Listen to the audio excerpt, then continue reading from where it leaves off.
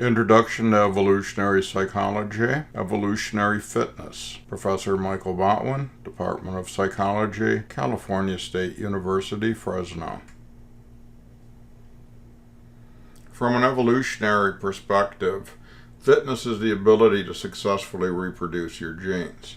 It has nothing to do with physical fitness, although physically fit individuals may ultimately be capable of greater reproductive success. Evolutionary fitness basically consists of adaptive behaviors that are selected by the environment to maximize something called inclusive fitness, which is a special case of fitness that was developed by Hamilton in the 1960s.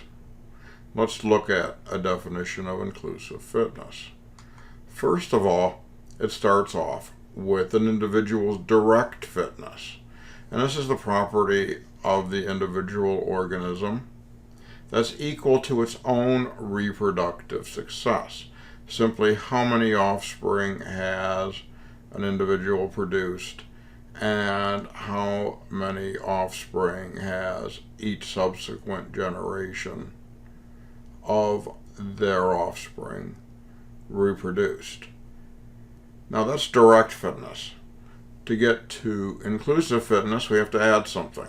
And that is simply the reproductive success of any genetically related kin multiplied by their degree of relationship to the individual organism. Now this notion applies to humans and most other animals. Now I like to look at things in terms of charts and graphs. So let's look at this. Here's your direct fitness. Your direct fitness can be represented in terms of a family tree. So here we have a couple. Now in family trees, the females are always indicated by circles because if you remember your ancient Greek philosophy, the circle is the perfect form and women are perfect. Males have kind of sharp corners, so we're represented by squares.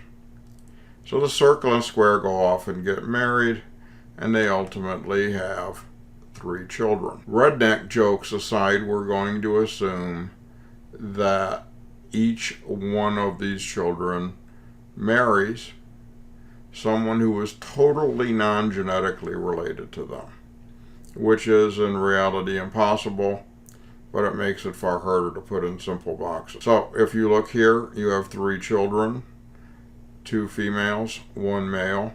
Each is on average, and this is a population average, 50% genetically like the mother and 50% genetically like the father. Now you go off and your children have children, the grandchildren, and each grandchild is like the grandparents genetically, on average 25%. So add up all the similar bits of genetic material in the direct family tree, and that's your Darwinian fitness.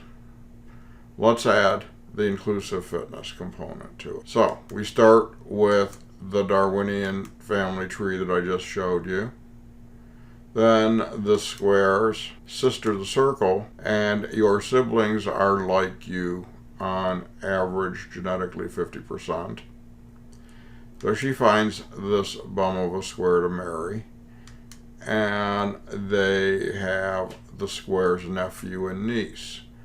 Notice each nephew and niece from a genetic point of view is similar 25% to the male in our direct fitness line. So theoretically, having a grandchild is genetically as good as having a nephew or niece. Of course, once you get to your point in your life that you'll have grandchildren, you find that your grandchildren will be much more fun than your nephews and nieces, although they can be pretty cool too. So, your niece and nephew go off and have children, and those children are like the target square 1/8 or 0.125%. on average genetically. Now take all of the similar little bits and pieces of genes similar to the target individual, add them all up. That's inclusive fitness. I'm going to just give you two examples of where inclusive fitness plays into behaviors. Inclusive fitness can explain some of the best of human behavior, like altruism, and some of the worst, like racism. Altruism says that basically, from an evolutionary point of view, we will help individuals the more genetically related they are to us. So we'll most likely help our children, our siblings, our parents, before we help third, fourth, fifth cousins. There's been a considerable amount of research done on this, and I want to refer you to some of the things in the Robert Winston Instinct video, especially the notions he puts in there where he replicates a study where family members had to hold their breath to give a financial reward to a relative. And that study found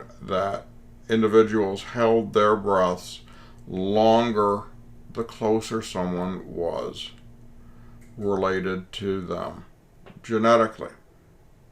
Now think about, as the holidays roll around, you most likely spend most of your Christmas shopping budget on your partner, which is probably not a bad idea, your parents, siblings, and if you have children, your children. By the time you get to third or fourth cousins, you start investing less in each gift to the point where you're most likely just sending your far distant relatives e-Christmas cards. To explain the opposite side of the coin, racism, inclusive fitness theory also says that we may want to not help people like us because it's against our genetic interest.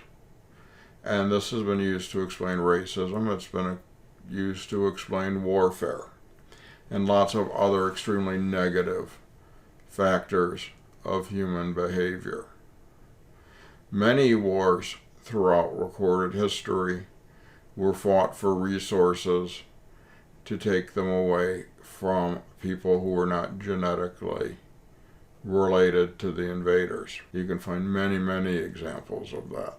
The last major example of that, well, super major, was during World War II at the beginning when the Germans invaded Poland because they thought the Polish individuals were genetically inferior to them, and the Germans needed the land and the resources of Poland for their ever-growing empire. Now let me give you a major league caveat here. Just because a theory can explain an extremely heinous concept like racism, in no way justifies the fact that an individual should be racist.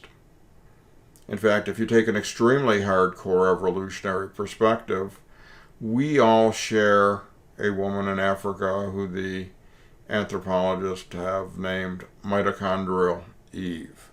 She is our great-great-great factorially removed many times grandmother.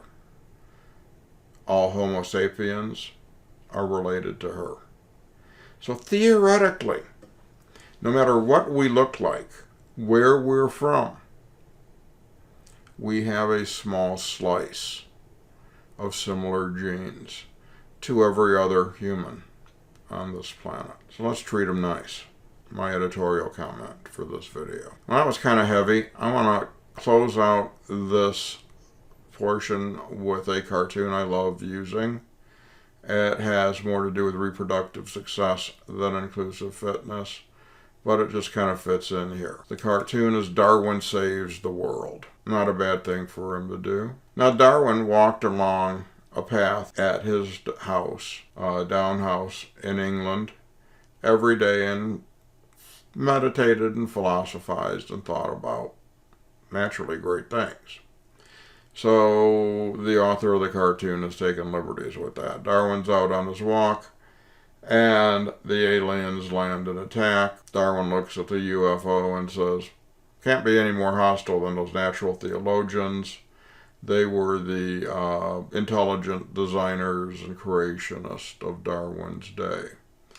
Out gets this very muscled alien who says, I am Korgu. Who shall challenge my claim to this planet? Well, the only one around is Darwin. And Darwin starts talking to the alien, and the alien says, what about you, old man? Will you oppose me? Will you let survival of the fittest determine the fate of your world? Editorial comment, slight misuse of survival of the fittest. Survival of the fittest? Well, sure. I just have one question before we get started. Got any kids? Alien rubs his head, retorts, my wife wants but I wanted to focus on my career for a while. Darwin says, well, in that case, I win, which greatly upsets the alien, and he says, I may be a sickly old fella, but I have several children. Survival of the fittest, or reproductive success, as it should have been, is not a description of physical fitness. It is an index of reproductive success. It's slightly inaccurate, but you don't get many Darwin cartoons, what can you say? In fact, until we hear the pitter-patter of baby Zorgus, your fitness will remain a big, fat 0. At which time the alien freaks out and says, 0? I gotta go home. And Darwin waves goodbye and says, thank goodness he didn't want to rustle. Well, I'll wave goodbye to you, too. And we'll see you on the next installment of Evolutionary Psychology. Bye now.